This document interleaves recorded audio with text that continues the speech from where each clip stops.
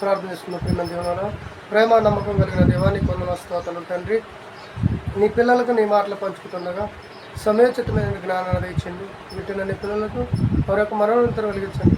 చెప్తున్న నాకు సమయోచితమైన జ్ఞానం దయచేసి నీ పిల్లల కొరకు ఉన్నతంగా నాయన మార్చగలిగే భాగ్యం ప్రసాదించండి. నిజంగా తండ్రి, పోయిన వారంతా కాచి కాబట్టి ఈ వారంలో ప్రవేశపెట్టి నీ మాటలను మరి తెలియజేసే భాగ్యంగా నాకు ప్రసాదించండి. కృతజ్ఞత స్థితులు చెల్లించుకుంటూ కొద్ది ప్రాంతం నీ ప్రియకము మళ్ళా ప్రేక్షకులు విసిగిస్తున్న మనుషులు తండ్రి. తాను ఇప్పుడు వచ్చిన మీ అందరికీ ప్రభు యేసుక్రీస్తునామములో శుభములు వందనాలు తెలియజేస్తున్నాను.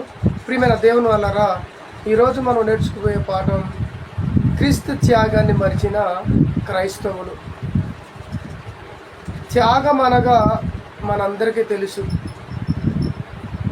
క్రీస్తు విషయంలో ఆలోచించవలసింది ఏంటంటే, క్రీస్తు చేసిన త్యాగం ఏంటి అనేది మనం ఆలోచిస్తే ప్రాణత్యాగము. ఈ భూమి మీద చాలామంది తమ ప్రాణాలను త్యాగం చేయటం మనందరికీ తెలిసిన విషయమే. అలాగంటారా? సాధువుల గురించి మనం ఆలోచిస్తే వారు కూడా మరి తన ప్రాణాలను త్యాగం చేయటం మనకు తెలుసు. ఏమండి, గూగుల్లోకి వెళ్ళి సెర్చ్ చేస్తే సాధువుల గురించి మనకి తెలియబడుద్ది. వారంట తమ ప్రాణాలనంట మరి దేశం కోసం త్యాగం చేసినట్టుగా మనకు అందులో కనబడుద్ది. అలాగే మన భారతదేశాన్ని మరి ఒకప్పుడు బ్రిటిష్ వారు పరిపాలించారు. వాళ్ళు ఎంతకాలం పరిపాలించిందో మనకి తెలుసు. వాళ్ళు పరిపాలిస్తున్న సమయంలో కొంతమంది అనగా ఒక అల్లూరి సీతారామరాజు కావచ్చు, లేదా సుభాష్ చంద్రబోస్ కావచ్చు, మహాత్మా గాంధీ గారు కావచ్చు, అలాగే పొట్టి శ్రీరాములు గారు కావచ్చు, ఇలా చెప్పుకుంటూ పోతే అనేక మంది తమ ప్రాణాలను పణంగా పెట్టి మనకి స్వాతంత్రాన్ని ఇవ్వాలని ప్రాణత్యాగాలు చేశారు. నిజంగా వారి ప్రాణత్యాగాలు చేయకపోతే ఈరోజు మనకి స్వతంత్రం అనేది లేదు. ఎందుకంటే మనం బ్రిటిష్ వారి యొక్క మరి బానిసత్వంలో ఉన్నాం.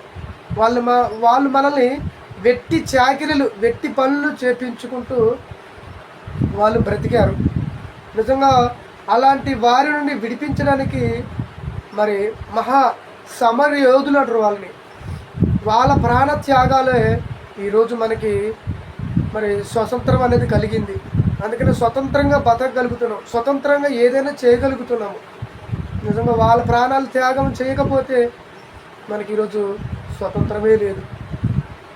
అలాగే ప్రియమైన దేవుని వల్లరా, కొంతమంది ఆస్తి త్యాగం చేసిన వాళ్ళు ఉన్నారు, మనకు తెలుసు. అలాగే డబ్బు త్యాగం చేసిన వాళ్ళు తెలుసు. ఇంకా భూమి మీద ఎన్నో త్యాగాలు వాళ్ళకి తెలిసినవి చేయటం మనందరికీ తెలుసు. కానీ యేసు ప్రభు వారు మరి ఈ లోకం కొరకు, ప్రపంచమంతటి కొరకు తన ప్రాణాన్ని త్యాగం చేయటం అనేది మనందరికీ తెలుసు. లోకం ఎలాగ ఏ దేవుణ్ణి యేసుక్రీస్తుని ఎరగదు. ఎరిగిన క్రైస్తవులైన మనమైనా ఎంతవరకు గుర్తుపెట్టుకున్నాం అనేది మనం ఆలోచించాలి. నిజంగా యేసుక్రీస్తు వారి త్యాగాన్ని గురించి ఆలోచిస్తే ఆయన ఈ భూమి మీదకి రాకముందు పరలోకంలో ఎలా ఉన్నాడో మనం ఆలోచించాలి. ఒకసారి పిలుపు రాసిన పత్రికలో మనం చూస్తే, పిలుపు రాసిన పత్రిక అండి, ఒకసారి మనం పిలుపులు రాసిన పత్రికలో కొనికి ఒకసారి వెళ్ళగలిగితే ప్రియమైన దేవుని వలన పరలోకంలో యేసు ప్రభువారు మరి ఎలా ఉన్నాడో మనకి ఇక్కడ తెలియజేయబడుతుంది. 2వ అధ్యాయము 6వ వచనం. ఆయన దేవుని స్వరూపం కలిగిన వాడండి, దేవునితో సమానంగా ఉండుట విడిచిపెట్టకూడిన భాగ్యమని ఎంచుకునేది కానీ మనుషుల పోలిక పుట్టి దాసుని స్వరూపము ధరించుకొని తాను వృత్తిగాను చేసుకునేను. మరియు ఆయన ఆకారమందు మనుషులకు కనబడి మరణం పొందినంతగా, అనగా శిలవ మరణము. చూశారండి, పరలోకంలో అంట తండ్రితో సమానమైన వాడంట, సమానమైన అధికారం కలిగిన వాడు.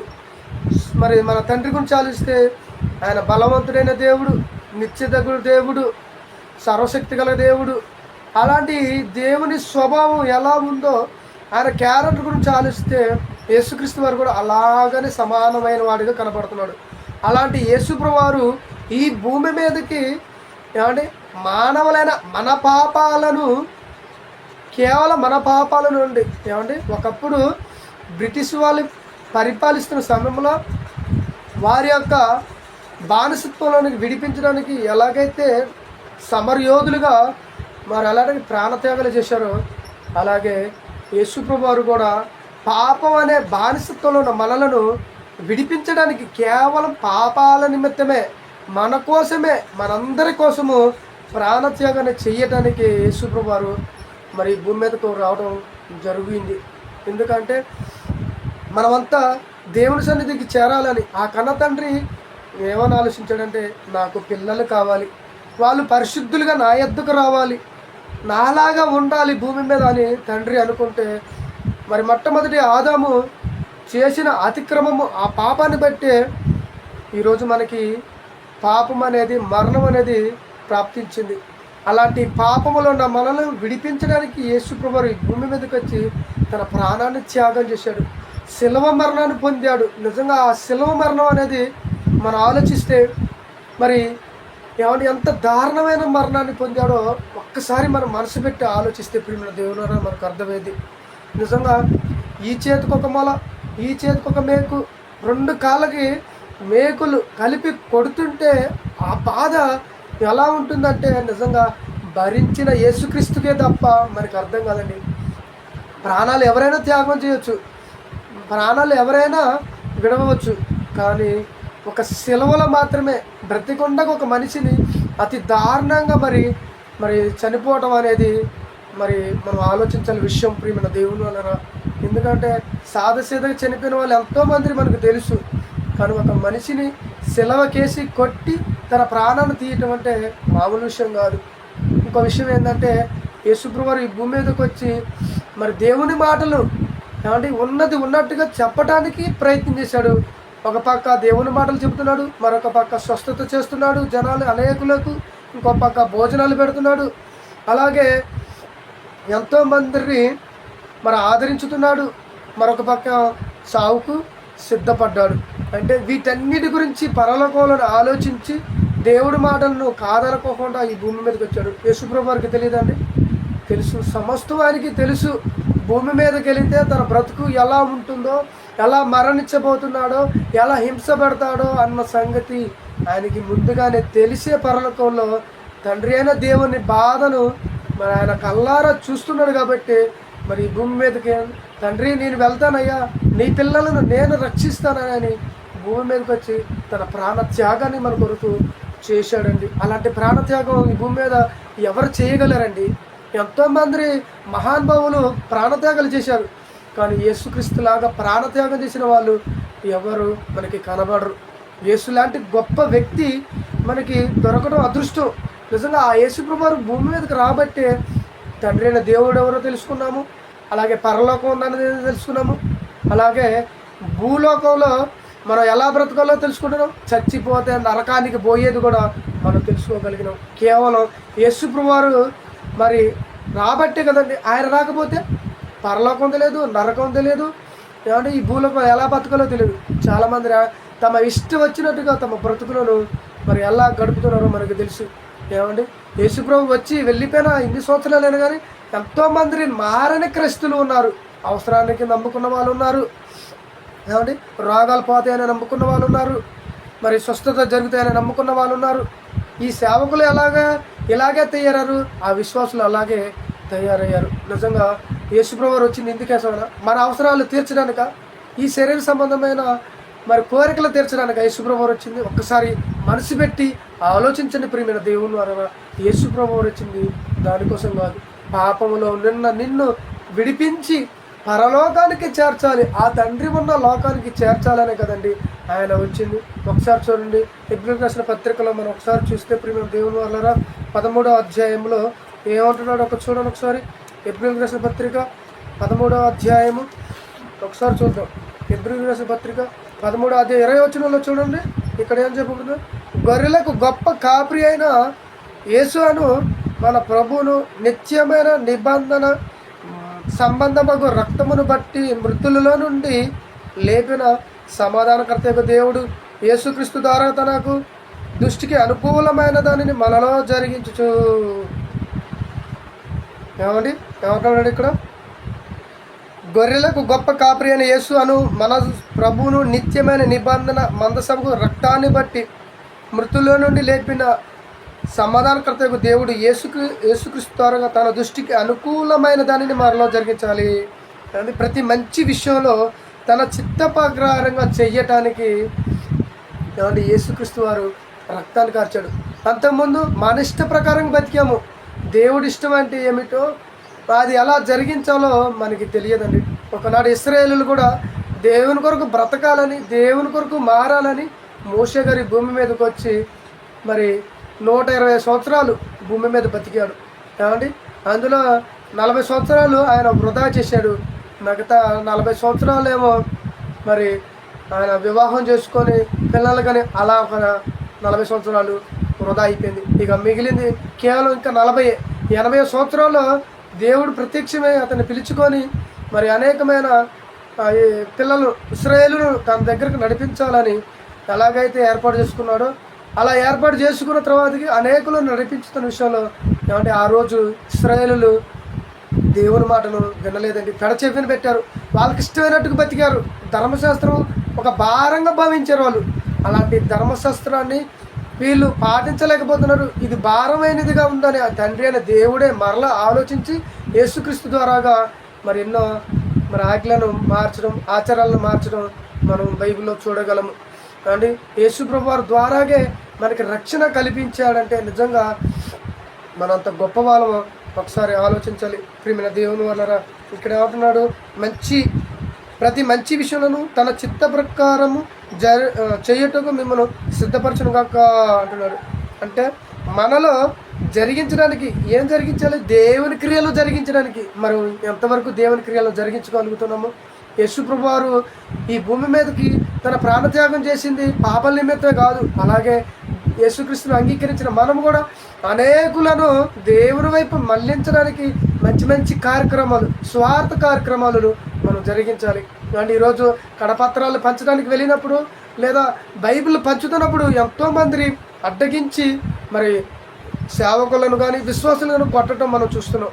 ప్రియమైన దేవుని వలన మనం వాటన్నిటికీ భయపడి సువార్త కనుక చెప్పడం మానేస్తే నిజంగా మనం పిరికి వాళ్ళమే. ఎందుకంటే యేసు ప్రభు వారు ఆయనని చంపడానికి వస్తున్నా కానీ లేదా ఆయన శిలువ మరణం ఎక్కే అవకాశం ఆయనకున్నా కానీ ఏమండి ఆయనకి తెలుసు ముందుగానే శిలువ ఎక్కుతాడని సంగతి, ఎలాంటి మరణం పొందబోతున్నాడో ఆయనకి తెలుసు. కాబట్టి అయినా కానీ ఆయన మరి భయపడి సువార్త చేయటం మానేసిండా? స్వస్థలు చేయటం మానేసిండా? ఏది మానేయలేదు. తన జీవితంలో ఆయనే మానేయలేనప్పుడు, ఆయన ప్రాణత్యాగం చేయడానికి వెనకాడినప్పుడు మరి మనం ఎందుకండి వెనక ముందు ఆడాలి? దేవుని కోసం ప్రాణాలైనా అర్పించుకోగలగాలి. యేసు చేసిన త్యాగాన్ని మనం మర్చిపోకూడదు. ప్రతి దినం గుర్తుంచుకోవాలి. చూడండి ఎలా గుర్తుంచుకోవాలంటే ఒకసారి కొరింథీయులకు రాసిన మొదటి పత్రికలో మనం చూద్దాం. 11వ అధ్యాయము కొరింథీయులకు రాసిన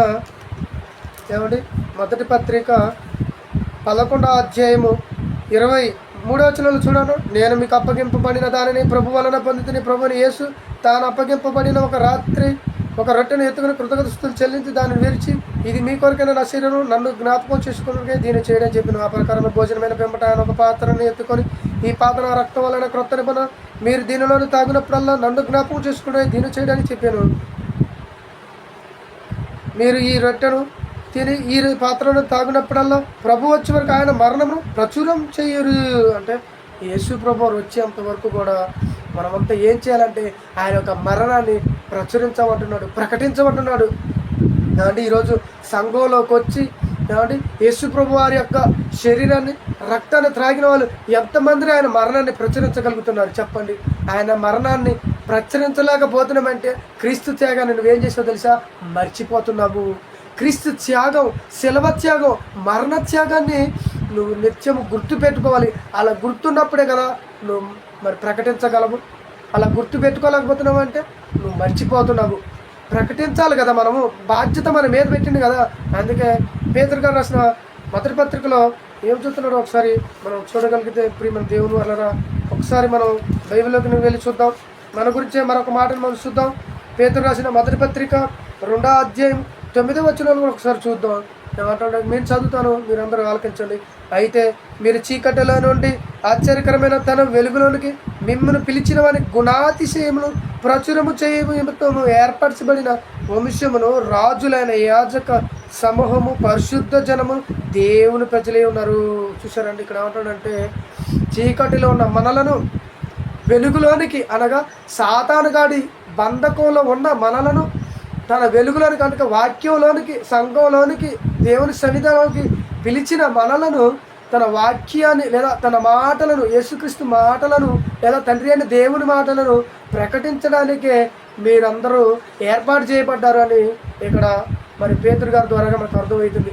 మరి ఎంతమంది చీకటిలోంచి వెలుగులోకి వచ్చి మరి నిలబడి చెప్పగలుగుతున్నారో చెప్పండి.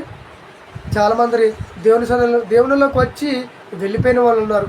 ఏమండి, కొంతమంది మతోన్మాదుల వల్ల వాళ్ళు మారిపోయి వాళ్ళకి భయపడి యేసుక్రీస్తు నిజం కాదని, బైబిల్ తప్పని, ఏమండి ఎన్నో మరి అపోహాలకు వాళ్ళు మరి మారిపోయి దేవుణ్ణి వదిలిపెట్టుకున్నారు. ఏమండి, ఎంత బాధాకర విషయము. యేసుక్రీస్తును నమ్ముకోవడం గొప్ప విషయం. అంటే ఆయన కొరకు బ్రతుకుడు ఇంకా గొప్ప. అయితే నమ్ముకొని తెలుసుకొని బ్రతికి కూడా నువ్వు దేవుని నుండి మరి వెళ్ళిపోయావంటే అది దాన్ని బట్టి దేవుడు ఎంతగా బాధపడుతున్నాడో ఆ విషయాన్ని కూడా మీకు తెలియజేస్తాను. ప్రియమైన దేవుని వల్ల ఒకసారి కొరింథీయులకు రాసిన 2వ పత్రిక ఒకసారి మనం చూద్దాం. కొరింథీయులకు రాసిన 2వ పత్రిక 4వ అధ్యాయము ఒకసారి మనం చూద్దాం. కొరింథీయులకు రాసిన 2వ పత్రిక 4వ అధ్యాయము ఒకసారి చూసినట్లయితే ఏమండి, 4వ అధ్యాయము 10వ వచనం. ఏమండి, కొరింథీయులకు రాసిన 2వ పత్రిక 4వ అధ్యాయం 10వ వచనం. ఏమండి ఏమంటున్నాడు? 4:10 ఏమండి, యేసు యొక్క జీవము మా శరీరమందు ప్రత్యక్షపరచబడుటకై యేసు యొక్క మరణానుభవం మా శరీరమందు ఎల్లప్పుడూ వహించుకొని పోవచ్చున్నాము. ఇక్కడ పౌలు గారు అంటున్నాడు, ఏలయనగా యేసు యొక్క జీవం అంట తమ శరీరమందు ప్రత్యక్షపరచబడుతున్నారంట. ప్రత్యేక అంటే తన శరీరమందు యేసుక్రీస్తునే తెలియజేస్తున్నాడు. అంటే ఆయన శరీరంలో ఎవరు ఉండిపోయారంటే యేసుప్రభు వారు ఉన్నాడు. యేసుప్రభు వారు తన శరీరంలో కనబడుతున్నాడంట. ఇంకేమన్నాడు, తన మరణానుభవం మా శరీరం మీద ఎల్లప్పుడూ వహించుకొని పోతున్నాం. తన మరణం అనే అనుభవం తన శరీరంలో వహించుకొని పోయాడు. యేసు యొక్క మరణం అంట ఈ యొక్క పౌలు గారి శరీరంలో ఉండిపోయిందంట. అంటే పౌలు గారిని చూస్తే ఎవరు కనపడుతున్నారంటే సాక్షాత్ యేసుప్రభు వారే కనపడుతున్నాడు. మరి మన కోసమే కదా యేసుప్రభు వారు ప్రాణ త్యాగం చేసింది, మన నిమిత్తమే కదండి యేసుప్రభు వారు ప్రాణత్యాగం చేసింది. మరి ఆ యేసుప్రభు వారి గురించి ఎంతమంది గుర్తుంచుకోగలుగుతున్నారు, ఎంతమంది చెప్పగలుగుతున్నారు చెప్పండి. ఈ భూమి మీదకి వచ్చి పాపులైన మనలను రక్షించడానికి కదా, అందరి కొరకే కదా వచ్చింది. కేవలం క్రైస్తవులు ఒక్కరి కొరకే కాదు కండి, ప్రపంచ నలుమూలలో ఉన్నారంతా తన బిడ్డలే కదండి. అలాంటి వాళ్ళు నశించిపోతున్న ఆత్మలను దేవుడు చూసి ఎంతగా బాధపడుతున్నాడో ఎవరికి అర్థమవుతుంది ఆయన బాధ. చూడండి ఒకసారి ఆయన బాధ ఏంటో మనం ఒకసారి చూస్తే ఎబ్రిల్ రాసిన పత్రిక 10వ అధ్యాయము 37వ వచనంలో చూడండి ఒకసారి. ఏమండి ఏం చెప్తున్నా ఒకసారి చూద్దాం. ఎబ్రిల్ రాసిన పత్రిక 10వ అధ్యాయము మరి 37వ వచనం. ఏమండి 10వ అధ్యాయం 37వ వచనంలో ఒకసారి ఆపండి. ఇక్కడ ఇక కాలము బహు కొంచెంగా ఉన్నది, వచ్చుచున్నవాడు ఆలస్యం చేయక వచ్చుచున్నాడు. నా ఎదుట నీతిమంతుడైన వాడు విశ్వాసం మూలంగానే జీవించినా కానీ అతడు వెనక తీసిన ఎడల. ఏమండి ఒకసారి చూడండి ప్రియమైన దేవుని వల్లరా, ఇక కాలము బహు కొంచెంగా ఉన్నది, వచ్చుచున్నవాడు ఆలస్యం చేయక వచ్చును. నా ఎదుట నీతిమంతుడైన విశ్వాసం మూలంగానే జీవించిన కానీ అతడు వెనక తీసిన ఎడల అతని యందు నా ఆత్మకు సంతోషం ఉండదు. కాలం అంట బహు కొంచెముగా ఉన్నదంట. ఏమంటే వచ్చుచున్నవాడు ఆలస్యం చేయక వచ్చుచున్నాడు అంటున్నాడు. నిజంగా ఈ మాటను బట్టి ఆలోచిస్తే ఇది రాసి ఏమండి కొన్ని వేల సంవత్సరాలు అయింది. ఏమండి అయినా కానీ యేసుప్రభు వారు ఇంతవరకు రాలేదేంది అనేది మనకు ఆలోచించాలి. చాలామంది కూడా మీ యేసుప్రభు వారు రెండో అక్కడ వస్తున్నాడు ఇంకా రాలేదని అంటున్నారు. ఏమంటే యేసుప్రభు వారు రావడానికి గల కారణం ఏందో బైబిల్ బట్టి ఆలోచించాలి. మన లెక్కలలో ఎప్పుడైనా లెక్కేసుకోకూడదు. యేసుప్రభు చనిపోయి 2000 సంవత్సరాలు అయింది, అది మన లెక్క. కానీ దేవుడి దృష్టిలో ఎలాంటి లెక్క ఉందో మనం ఒకసారి బైబిల్ గ్రంథంలోకి వెళ్ళి చూడాలి. ఎందుకంటే చాలామంది యేసుక్రీస్తు రాకడ గురించి హేళనగా మాట్లాడుతున్నారు కాబట్టి వాళ్ళకి అర్థమయ్యే విధంగా మరొకసారి మనం బైబిల్ గ్రంథంలోకి వెళ్తే పేతురు రాసిన 2వ పత్రిక 3వ అధ్యాయము 8వ వచనం.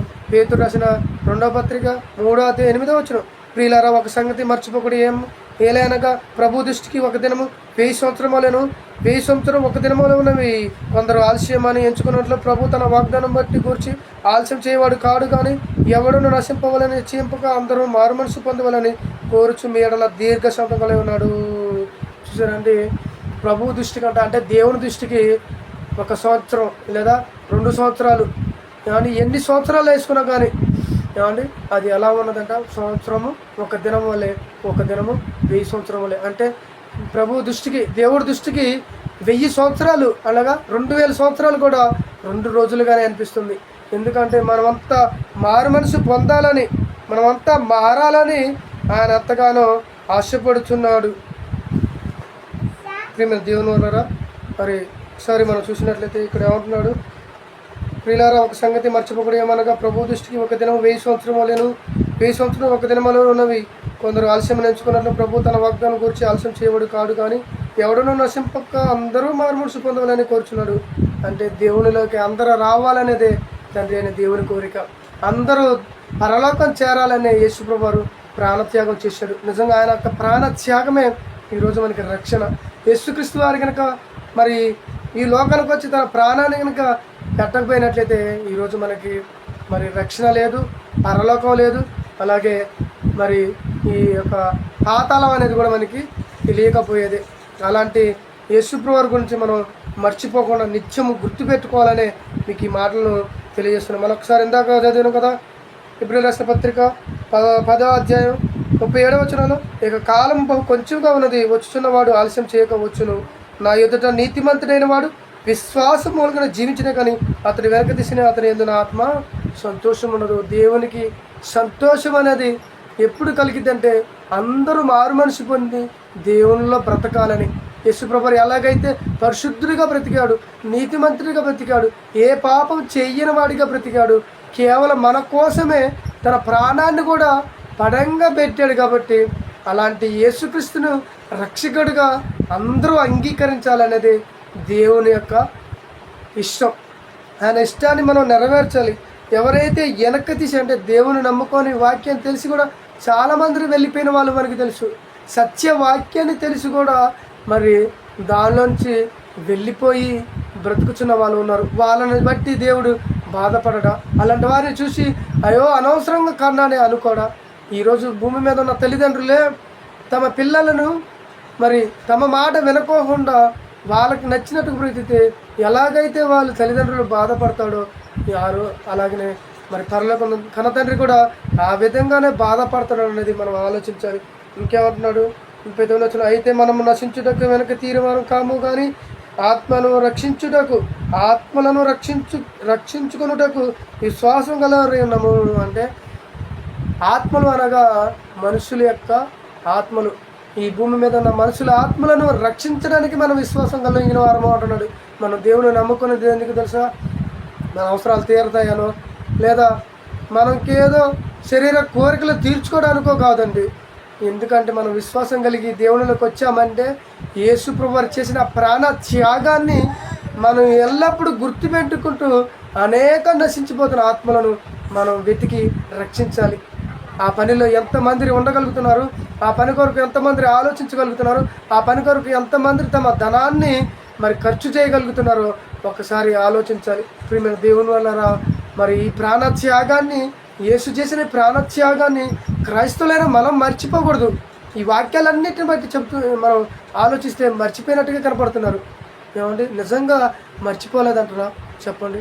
యేసుప్రభు వారి యొక్క మరణాన్ని మనం ఆదివారం వచ్చినప్పుడే గుర్తు చేసుకుంటూ ఆయన శరీరాన్ని రక్తాన్ని తాగుతున్నామా? ప్రతిరోజు గుర్తుపెట్టుకొని అనేకులకు చెప్పి సువార్తను నడిపించగలుగుతున్నామా? ఏమండి మన ప్రాణం ఎప్పుడు పోదో తెలియదు, మనం ఎప్పుడు చనిపోతామో మనకి తెలియదు. మన యొక్క ఆయుష్కాలం మన చేతిలో లేనప్పుడు మన పని గురించి ఆలోచించకపోతే దేవుడు ఊరుకుంటాడా? మనకి ఇవ్వబడిన కాలంలో వీడు నా గురించి ఆలోచించట్లేదు అని ఒక పక్క బాధ అయితే, తెలుసుకొని కూడా నా కొరకు బ్రతకట్లేదు, కేవలం తమ యొక్క కోరికలు, తమ యొక్క శరీర కోరికలు నెరవేర్చుకోవడానికే నా కుమారుని అంగీకరించారనే మరొక పక్క బాధ అండి. ఈ రెండు బాధలు అయితే ఇంకొక పక్క క్రైస్తవులైన తన పిల్లలను చంపుతున్నాడనే ఒక బాధ. ఇన్ని బాధలను భరిస్తూ కూడా దేవుడు మరి ఓర్చుకుంటూ మరి ఈ లోకాన్ని ఎంతగా కాపాడబడుతుందంటే నిజంగా ప్రియమైన దేవుని ద్వారా ఆలోచించాలి. ఒకసారి ప్రకటన గ్రంథంలోకి వెళదాం. ఏమంటే చివరిగా ప్రకటన గ్రంథంలోనికి వెళ్ళినట్లయితే ప్రియమైన దేవుని ద్వారా 12వ అధ్యాయం 10వ వచనాన్ని చూద్దాం ఒకసారి. ఏమంటే ఒకసారి చూద్దాం. ప్రకటన గ్రంథము 12వ అధ్యాయం 10వ వచనంలో చూడండి, ఇక్కడ ఏమని చెప్పబడుతుందో ఒకసారి చూద్దాం. మరియు ఒక గొప్ప స్వరము పరలోకమందు ఇలాగూ చెప్పుట వింటిని, రాత్రింపగలు మన దేవుని ఎదుట మన సహోదరుల మీద నేరం మోపబడిన అపవాది. ఏమండి పరలోకంలో అంట ఒక గొప్ప స్వరం వినపడుతుందంట. ఎవరికంటే యేసుక్రీస్తు శిష్యులలో ఒకటి ఆయన యోహాను గారు. ఈ యోహాను గారు పద్మాస ద్వీపంలో ఏమంటే నిజంగా మరి అందులో పరవాసిగా ఉండి ఈ యొక్క ప్రకటన గ్రంథాన్ని రాశాడన్న సంగతి మన అందరికీ తెలుసు. ఏమంటే ఆయనతో ఒక స్వరం చెబుతుందంట. ఏమంటుందంటే పరలోక మీద ఇలాగ చెప్పుట వింటిని, రాత్రింపగలు మన దేవుని ఎదుట మన సహోదరుల మీద, అంటే మనందరి మీద వాడు నేరం మోపుతున్నాడు. ఏమంటే ఎలాంటి నేరం మోపుతున్నాడో ఆలోచించాలి. భూమి మీద మనం చేస్తున్న పాపాల నేరాలా, లేకపోతే మనమంతా పరలోకం పోతామని భ్రమలో ఉన్నామని నేరాలా, లేకపోతే మనమంతా పరలోకాన్ని పోనీయకుండా చెయ్యాలని ఎలాంటి నేరం మోపుతున్నాడో మనం ఆలోచించాలి. ఈ భూమి మీదకి మనం ఎందుకు వచ్చామో తెలుసా? తండ్రి అనే దేవుని కొరకు ఉన్నతంగా బ్రతికి పరలోకం చేరాలని, మనకి పరలోకం ఇవ్వాలనుకున్నాడు. కానీ సాతానుగాడు ఏం చేశాడంటే ఆ పరలోకాన్ని నీ పిల్లలకి దక్కకుండా నేను ఎలాగా చేస్తున్నావు చూడని ఛాలెంజ్ చేసి ఈ భూమి మీదకి వచ్చి వాడు మనకి పరలోకాన్ని దక్కనివ్వకుండా ఏం చేశాడంటే కొంతమంది దేవుడు లేడనే వారిని చేశాడు, కొంతమంది అవసరాలకే దేవుని నమ్ముకోండి అనేది చేశాడు, మరి కొంతమందిని యేసు త్యాగాన్ని మర్చిపోయి బ్రతకమని చేశాడు, మరి కొంతమందిని మరి దేవుని సన్నిధానికి రాకుండా చేశాడు. చూసారండి ఎన్ని విధాలుగా ప్రయత్నం చేస్తున్నాడు. కొంతమంది యేసుక్రీస్తు లేడన్నట్టుగా చేసింది. అంటే వాడు ఎన్ని విధాలుగా మరి మన పైన నేరాపనలు చేస్తున్నాడు మనం ఆలోచించాలి. ఏమన్నా ఇంకేమంటున్నాడు ఇక్కడ, ఇంకేమంటున్నాడు ఒకసారి మనం చూద్దాం. ఏమండి మరి ఒక గొప్ప స్వరము పరలోకమందు ఇలాగ చెప్పుట వింటనే, రాత్రి మగులు మన దేవుని ఎదుట మన సోహుల మీద నేరము మోపబడిన అపవాది పడదోయబడి ఉన్నాడు కనుక ఇప్పుడు రక్షణ శక్తి రాజ్యము మన దేవుని ఆయన, ఇప్పుడు అధికారం మన ఆయన క్రీస్తు ఆయన. గొర్రెపిల్ల వారు గొర్రెపిల్ల రక్తం బట్టి తాము ఇచ్చిన సాక్ష్యమును బట్టి వారిని జయించినారు, కానీ మరణం వరకు తమ ప్రాణము ప్రేమించిన వారు కాదు. చూసారండి ఏమండి యేసుక్రీస్తు వారు వెళ్ళిపోయిన తర్వాతకి మరి అపోస్తులైన పౌలు ద్వారాగా సంఘం ఏర్పడింది. అలానే కాదు ఎన్నో సంఘాలుండి పూర్వపు సంఘాలు, ఈ సంఘాలన్నీ ఏర్పడిన తర్వాతకి ఏమంటే తమ ప్రాణాలంట వారి కొరకు మరి ప్రేమించలేదంట. తమ ప్రాణాలు కూడా లెక్క చేయకుండా ఎన్ని కష్టాలు బాధలు, ఇప్పుడు వస్తున్న ఈ కష్టాలు పెద్ద లెక్క అండి. ఎంతోమంది క్రైస్తవులను మరి బాధలు పెడుతున్నారు, కొడుతున్నవారు, తిడుతున్నవారు, చంపుతున్న వాళ్ళు కూడా ఉన్నారు. ఏమంటే ఒకప్పుడు వాళ్ళే చనిపోతుంటే ఈరోజు మనం చావటం పెద్ద ఆశ్చర్యం కాదండి. ఎందుకంటే దేవుడున్న లోకం మనమే పొందుకోబోతున్నాం. చూడండి మరొక మాటను మనం ఈ సమయంలో చూడగలిగితే తెస్సలోనికీ రాసిన 2వ పత్రికలో ఒకసారి చూసుకొని ఈ సమయంలో మరి ముగించుకున్న ప్రియమైన దేవుని వలన తెస్సలోనికీ రాసిన 2వ పత్రికలో మనం ఒకసారి చూడగలిగితే అంత అద్భుతమైన మాటను ఇక్కడ తెలియజేస్తున్నాడు మనం పౌలు గారు. ఒకసారి మనం చూడగలిగితే ప్రియమైన దేవుని వలన ఏమంటున్నాడు చూడండి. తెస్సలోనికీ రాసిన 2వ పత్రిక 2వ అధ్యాయము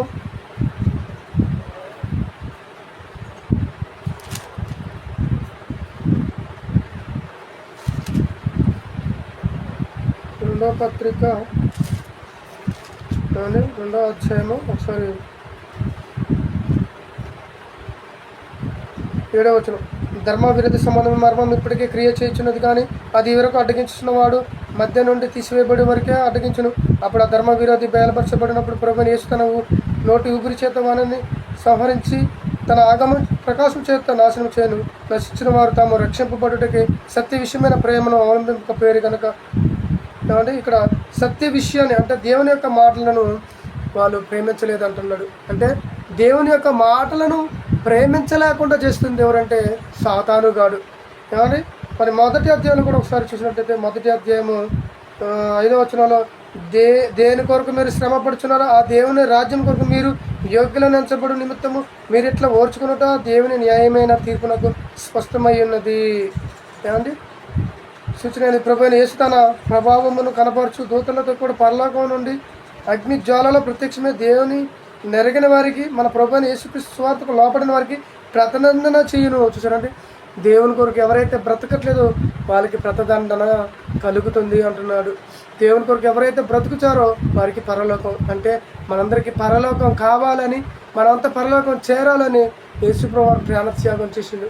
ఆయన ప్రాణత్యాగాన్ని మీరందరూ జ్ఞాపకం ఉంచుకొని మరి మీ బ్రతుకు కాలం అంతా యేసుక్రీస్తుని ప్రకటించవలసిందిగా తెలియజేస్తున్న మాటలు ముగిస్తున్నాను. కలుసుకుని ప్రార్థిస్తున్నాను. ప్రేమ నమ్మకం కలిగిన దేవానికి వందనాలు స్తోత్రాలు తండ్రి. నీ పిల్లలకు కొన్ని మాటలు తెలియజేశాను తండ్రి. యేసుప్రభువు తన ప్రాణత్యాగాన్ని నాయన కేవలం మా కొరకు మమ్మల్ని అందరూ పరలోకం చేర్చాలని మరి నా తండ్రి ప్రాణత్యాగం చేశాడు. అలాంటి ప్రాణత్యాగం చేసిన యేసుక్రీస్తుని మేము మర్చిపోకుండా మా జీవితకాలం అంతా గుర్తుపెట్టుకొని అనేకులకు నీ మాటలు చెప్పి నీ వైపు నడిపించగలిగే భాగ్యాన్ని ప్రసాదించమని ఇక్కడ చేరువైన పిల్లలందరినీ జ్ఞాపకం చేసుకోమని యేసుక్రీస్తు మర్చినాం తండ్రి. ఆమేన్.